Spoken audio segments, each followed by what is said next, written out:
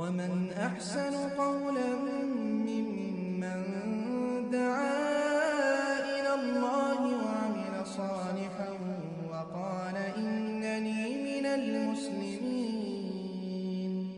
السلام عليكم ورحمة الله وبركاته. الحمد لله وحده والصلاة والسلام على رسول الله من لا نبي بعده.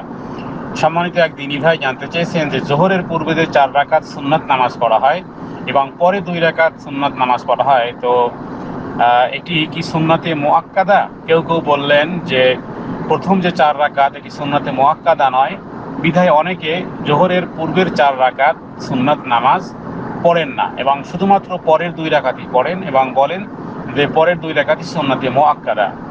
সম্মানিত দ্বীনী ভাইয়ের এখানে প্রশ্ন হলো যে যদি জোহরের পূর্বের 4 রাকাত সুন্নাত নামাজ না পড়া হয় তাহলে এই ক্ষেত্রে গুনাহ হবে কিনা, এবং সেই নামাজ কি 2 রাকাত করে পড়বো নাকি 4 রাকাত একসাথে?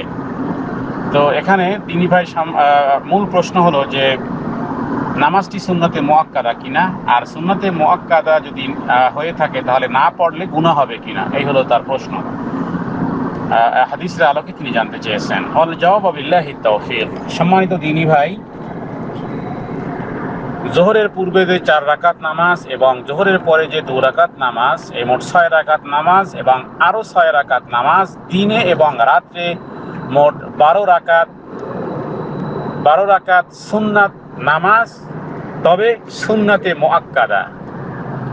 সুন্নাতে মুআক্কাদা মানে হলো রাসূলুল্লাহ সাল্লাল্লাহু আলাইহি ওয়াসাল্লাম যেই সকল সুন্নাতগুলো নিয়মিত আদায় করেছেন, আবারও বলছি রাসূলুল্লাহ সাল্লাল্লাহু আলাইহি ওয়াসাল্লাম যেই সকল নিয়মগুলো, যেই সকল নফল নামাজ নিয়মিত আদায় করেছেন সেগুলো উম্মতের জন্য সুন্নতে মুআক্কাদা।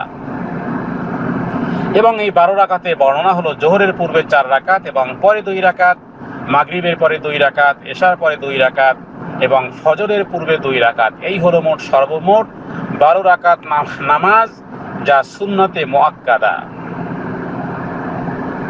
এই 12 রাকাত নামাজ হলো সুন্নতে মুআক্কাদা। মুআক্কাদা মানে হলো তাকিদ যুক্ত, মানে যেটাকে যার ব্যাপারে রাসূলুল্লাহ সাল্লাল্লাহু আলাইহি ওয়াসাল্লাম অত্যন্ত তাকিদ দিয়েছেন, অত্যন্ত গুরুত্ব সহকারে তিনি আদায় করেছেন এবং বিশেষ সওয়াব হিসেবে তিনি ঘোষণা করেছেন।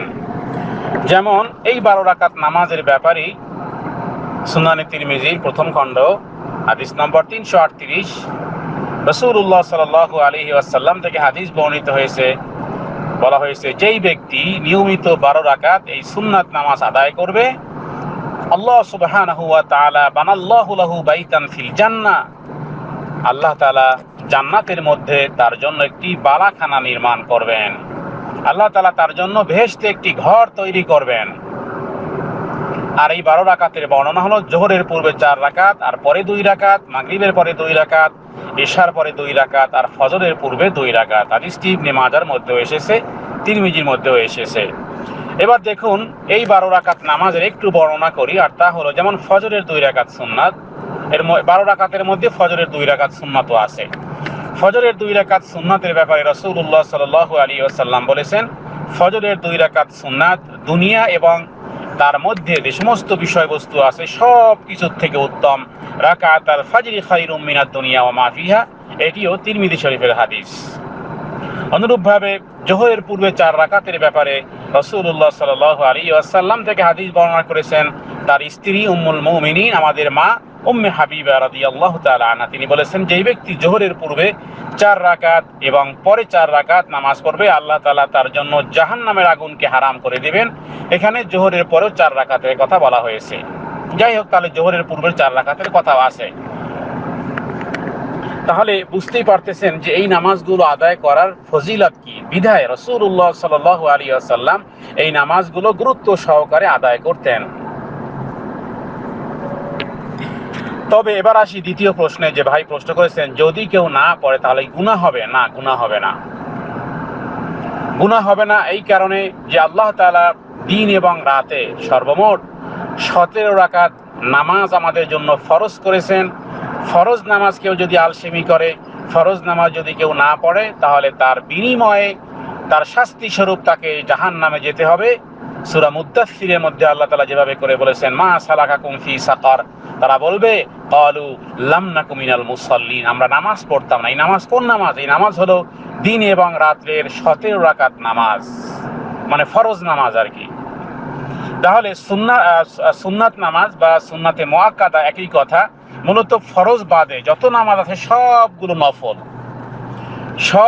নফল নামাজ।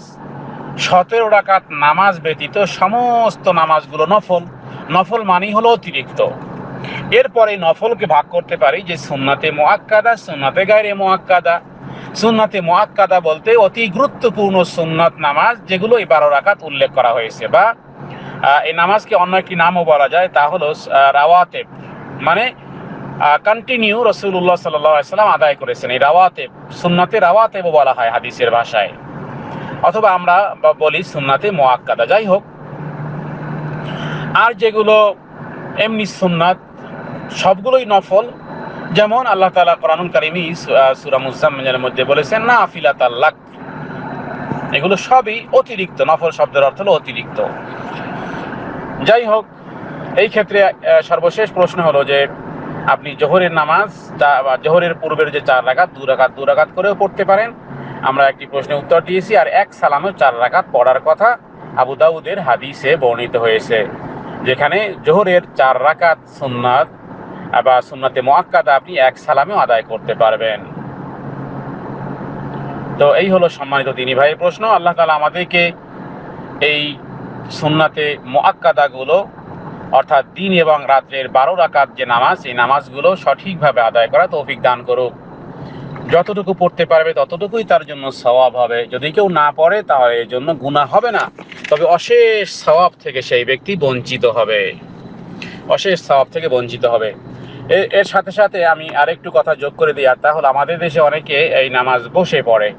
যদি কোনো ব্যক্তি বসে নামাজ আদায় করে, তাহলে যদি কেউ বসে নামাজ আদায় করে, মানে সুস্থ আছে, শক্তি আছে, কিন্তু তিনি বসে বসে নামাজ আদায় করতেছেন, যদি এভাবে করে বসে নামাজ আদায় করেন তাহলে তিনি অর্ধেক সওয়াব পাবেন। দাঁড়িয়ে পড়লে যেই পরিমাণ সওয়াব পেতেন সেই পরিমাণ পাবেন না, বরং তিনি অর্ধেক সওয়াব পাবেন। এ প্রসঙ্গে তিরমিজির প্রথম খণ্ডের 305 নম্বর হাদিস, হযরত ইমরান ইবনে হুসাইন রাদিয়াল্লাহু তাআলা আনহু তিনি বলেছেন, আমি রাসূলুল্লাহ সাল্লাল্লাহু আলাইহি সাল্লামকে বসে নামাজ আদায় করা সম্পর্কে জিজ্ঞেস করেছিলাম। অতঃপর নবীজি তিনি বলেছিলেন যে মান সাল্লা কাঈদান ফালাহু নিসফু আজরিন ওয়া মান সাল্লা নাইমান ফালাহু নিসফু আজরিন আল কাঈদ, রাওয়াহু তিরমিজি। অর্থাৎ যদি কোনো ব্যক্তি নামাজ আদায়কারী সম্পর্কে জিজ্ঞেস করলে তিনি বললেন দাঁড়িয়ে নামাজ পড়া উত্তম। মান সাল্লা কাঈমান ফাহুয়া আফদল, যেই ব্যক্তি দাঁড়িয়ে নামাজ পড়বে সে নামাজ উত্তম। ওয়া মান সাল্লা কাঈদান ফালাহু নিসফু আজরিন, এবং যেই ব্যক্তি বসে নামাজ পড়বে তার অর্ধেক সওয়াব হবে, আর শুয়ে শুয়ে পড়লে 1/4 সওয়াব পাবে। তবে যদি কারণ হয় যে তাহলে তো তিনি পড়তে পারবেন, সেটি অসুস্থতার নামাজ। তো এই হলো সুন্নাতের নামাজ আদায়গুলো, রাওয়াতে অথবা সুন্নাতে মুআক্কাদা বিষয় হাদিসের বক্তব্য। আদা মিন্নি ওয়াল ইলমু ইনদাল্লাহ, আল্লাহু আ'লামু বিস-সাওয়াব। আসসালামু আলাইকুম ওয়া রাহমাতুল্লাহ।